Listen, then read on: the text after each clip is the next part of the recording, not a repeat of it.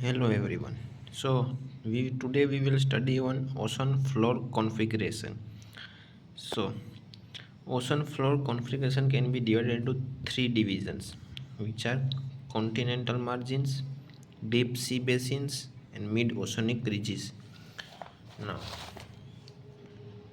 continental margins forms transition between continental shores and deep sea basins. They include continental shelf, continental slope, continental rise and deep oceanic trenches. So जो continental margin है वो किसके बीच में है? Continental source and deep sea basin के बीच में होते हैं कॉन्टिनेंटल मार्जिन, जिसमें इंक्लूडेड होता है continental shelf, continental slope and continental rise and deep oceanic trenches. Now, what is abyssal plain? These plains lies between continental margin and mid-oceanic ridges. The abyssal plains are area where continental sediments that move beyond margins get deposited.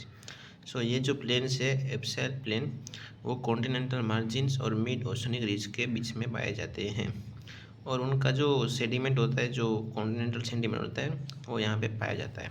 Now mid oceanic ridges forms an interconnected chain of mountain system within ocean. ये जो mid ocean riches है वहाँ पे mountain की हमें chain दिखती है जो अर्थ के यानी कि ओशन के पास होती है। It is the longest chain on surface of earth through submerge under oceanic waters.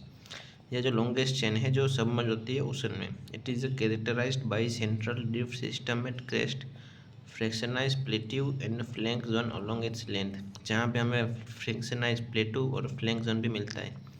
The reef system at the crest is a zone of intense volcanic activity. So don't forget to subscribe my channel.